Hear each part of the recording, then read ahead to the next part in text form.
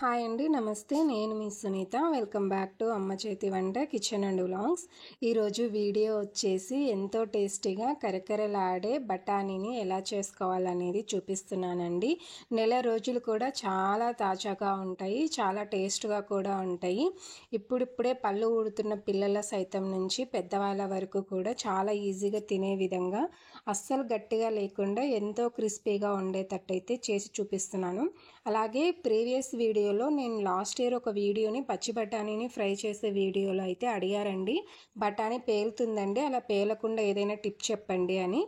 అలాంటి టిప్ అయితే ఈ వీడియోలో చెప్తున్నానండి. ఆయిల్లో డీప్ ఫ్రై చేసేటప్పుడు బఠానీ అనేది అస్సలు పేలకుండా ఉంటుంది, చాలా క్రిస్పీగా అయితే చేసుకోవచ్చు. చిన్నపిల్లల దగ్గర నుంచి పెద్దవాళ్ళు కూడా ఈజీగా తినే విధంగా అయితే చేసి చూపిస్తున్నాను. మరి ఆలస్యం చేయకుండా ఎలా చేసుకోవాలో ఇప్పుడు చూద్దాము. దానికోసం ఇక్కడ నేను ఒక గిన్నెలోకి 1 కప్పు దాకా గ్రీన్ బఠానీ అయితే తీసుకున్నాను అండి, పచ్చ బఠానీ. మీరు కావాలనుకుంటే తెల్ల బఠానీతో అయినా చేసుకోవచ్చు. నేను ఇక్కడ వచ్చేసి గ్రీన్ బఠానీ తీసుకున్నాను. తర్వాత వాటర్ వేసి శుభ్రంగా ఒక 2 సార్లు అయితే కడిగి తీసుకోండి. మీరు కావాలనుకుంటే తెల్ల బఠానీ అయినా తీసుకొని ఇలా అయితే కడిగి తీసుకోవచ్చు అన్నమాట. తర్వాత ఇవన్నీ మునిగేంత వరకు మరొకసారి మంచినీరు పోసుకోండి. ఇలా అన్నీ కూడా బాగా మునిగిపోవాలన్నమాట. ఇలా మునిగిన తర్వాత ఇందులోకి 1/2 టీ స్పూన్ దాకా వంట సోడా, అలాగే 1 టీ స్పూన్ దాకా ఉప్పు వేసుకోండి. వంట సోడా వేయడం వల్లనే మనకి ఇక్కడ బఠానీ అనేది మంచి క్రిస్పీగా వస్తాయి, అలాగే త్వరగా కూడా ఉడుకుతాయి అన్నమాట. సో ఉప్పు కూడా రుచికి సరిపడా వేసుకొని మూత పెట్టేసి కనీసం 7-8 గంటల పాటు నాననివ్వండి. ఇక్కడైతే నేను నైట్ టైం నానబెట్టానండి, పూర్తిగా ఓవర్ నైట్ అయితే నానబెట్టాను. నెక్స్ట్ డే మార్నింగ్ అయితే చూపిస్తున్నాను చూడండి ఎంత చక్కగా నానిపోయాయో. బఠానీ కూడా చక్కగా ఉబ్బిపోయాయి కదా. సో ఈ విధంగా అయితే నానబెట్టుకోవాలి. చూస్తూ ఉంటేనే చాలా బాగున్నాయి. అలాగే నేను తీసుకున్న బఠానీ కూడా మంచి క్వాలిటీవి తీసుకున్నానండి, ఫుడ్ కలర్ కలిపినవి కాదనమాట. మీకు ఇక్కడ చూస్తుంటేనే తెలుస్తుంది, బఠానీ నుంచి కలర్ అయితే ఏం రిలీజ్ అవ్వలేదు వాటర్లోకి. అందుకే నేను మరీ కడిగి చూపిస్తున్నాను చూడండి. మీరు కూడా ఇలాంటి మంచి బఠానీని తీసుకోండి. అలాగే ఇక్కడ మరొక టిప్ అయితే చెప్తున్నానండి. బఠానీ పైన ఇలా చిన్నపాటి లేయర్ అయితే ఉంటుంది కదా, తోలు అనేది. అంటే 2 బఠానీ గింజల్ని కలుపుకొని పైన ఒక చర్మం అయితే ఉంటుంది కదా, మనం ఉడికించుకునేటప్పుడు ఈ లేయర్ అనేది సపరేట్ అవ్వకుండా ఉండేటట్టు నెమ్మదిగా కలుపుతూ ఒక 5 నిమిషాల పాటు ఉడికించుకోవాలండి. ఇక్కడ క్లియర్గా చూపిస్తున్నాను చూడండి.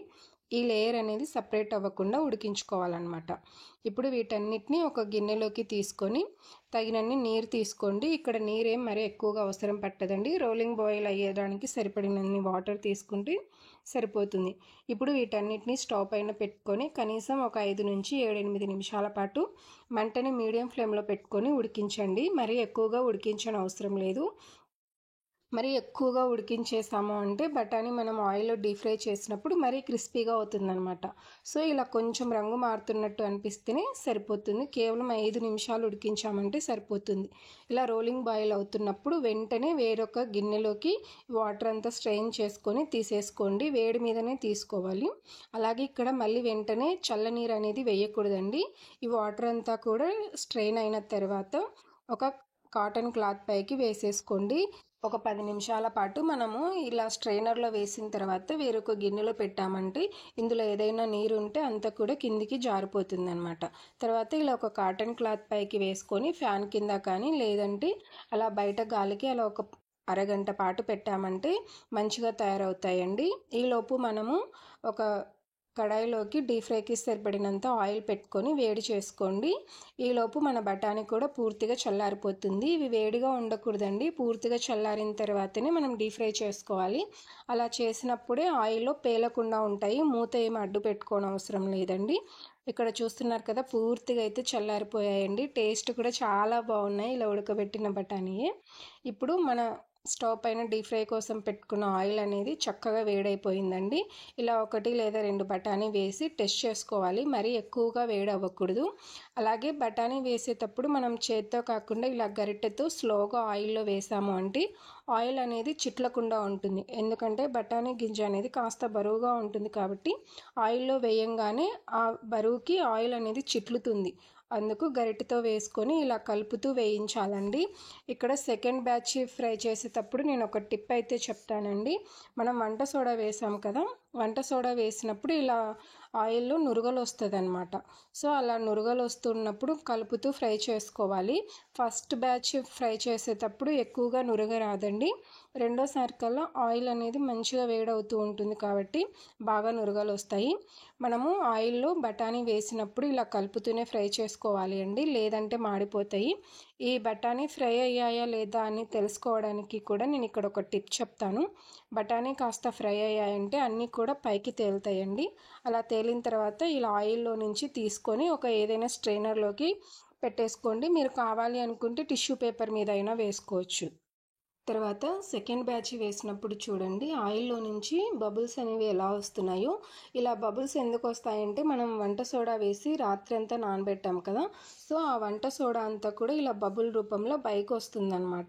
సో మనం కలపకుండా ఉన్నాము అంటే కడాయి నుంచి మొత్తం ఆయిల్ అంతా కిందికి వంపేసుకుంటుంది. సో మనం ఇలా కలుపుతూ ఫ్రై చేసుకోవాలి. అలాగే ఇలా కలుపుతూ ఫ్రై చేసుకున్నామంటే బఠానీ కూడా అన్ని వైపులా ఈవెన్గా ఫ్రై అవుతుంది. మనం కలుపుతూ ఉన్నామంటే నురుగు అనేది తగ్గిపోతుంది. చూస్తున్నారు కదా, ఎప్పుడైతే మనం కలపడం స్టాప్ చేస్తామో వెంటనే నురుగు అనేది పైకి వస్తుంది. మనకి బఠానీ ఫ్రై అయిందా లేదా అని తెలుసుకోవాలంటే ఇలా నురుగు అంతా తగ్గిపోయి కింద ఉన్న బఠానీ మొత్తం పైకి తేలుతుందండి, లైట్గా అవుతుందన్నమాట. సో అప్పుడు వీటన్నిటిని మనము గరిటెతోటి పైకి తీసేసుకొని ఏదైనా ఒక స్ట్రైనర్లోకి లేదా టిష్యూ పేపర్లోకి ఆర్ కాటన్ క్లాత్ పైకైనా వేసుకోవచ్చు. నేనైతే ఒక స్ట్రైనర్లోకి తీసుకున్నాను అనమాట. సేమ్ మిగతావి కూడా ఇదే విధంగా ఫ్రై చేసుకోవాలి అండి.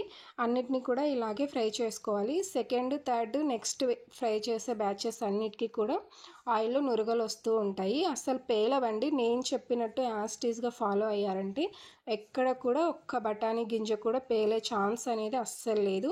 ఇలా స్ట్రైనర్లో నుంచి తీసుకున్న తర్వాత వీటన్నిటిని ఒక ప్లేట్లోకి తీసుకోండి. ఇక్కడ చూడండి ఆయిల్ కూడా ఏ మాత్రం లేదనమాట, జస్ట్ ఒక 2 డ్రాప్స్ అనేది వచ్చింది. సో ఆయిల్ కూడా ఏముండదు. తర్వాత ఇప్పుడు రుచికి సరిపడా సాల్ట్ వేసుకోండి. సాల్ట్ అనేది మనం ఆల్రెడీ రాత్రి నానబెట్టేటప్పుడు వేసాం కాబట్టి బఠానీ ఉడికిన తర్వాత ఒకసారి టేస్ట్ చూసుకోండి. సరిపోయిందంటే ఇక్కడ వేసుకోని అవసరం లేదు. ఇన్ కేస్ సరిపోలేదంటే దానికి తగినంత సాల్ట్, అలాగే ఒక టీ స్పూన్ దాకా కారం వేసుకోండి. ఇక్కడ మీరు కావాలనుకుంటే చాట్ మసాలా ఆర్ గరం మసాలా కూడా వేసుకోవచ్చు. నేను వాటి రెండింటిని కూడా వేయలేదు. ఇంకా మీకు కావాలి అనుకుంటే జింజర్ పౌడర్ అలాగే గార్లిక్ పౌడర్ కూడా వేసుకోవచ్చు. టేస్ట్ అనేది చాలా బాగుంటుంది. ఇవన్నిటిని వేసిన తర్వాత ఉప్పు కారం అన్నీ కూడా బాగా పట్టే విధంగా బాగా కలుపుకొని ఇవన్నీ కూడా పూర్తిగా చల్లారిన తర్వాత ఏదైనా ఎయిర్ టైట్గా ఉండే జాడీలోకి తీసి పెట్టుకున్నామంటే నెల రోజులైనా సరే చాలా తాజాగా ఉంటాయి. టేస్ట్ కూడా చాలా బాగుంటుందండి. అస్సలు చిన్న పిల్లలైనా సరే పెద్దవాళ్ళైనా సరే చాలా ఈజీగా తినేస్తారు. చాలా క్రిస్పీగా అయితే ఉంటాయన్నమాట. మీరు కూడా ఈసారి మీ ఇంట్లో ఈ విధంగా ట్రై చేయండి. ట్రై చేశాక మీకు ఎలా కుదిరింది అనేది మీ ఫీడ్బ్యాక్ని నాతో కామెంట్ సెక్షన్లో షేర్ చేసుకోవడం అస్సలు మర్చిపోకండి. అలాగే వీడియో నచ్చితే ప్లీజ్ లైక్ చేయండి. మీ ఫ్రెండ్స్ అండ్ ఫ్యామిలీస్కి షేర్ చేయండి. ఇలాంటి మరిన్ని వీడియోస్ కోసం మన ఛానల్ని సబ్స్క్రైబ్ చేసుకోండి. Thanks for watching.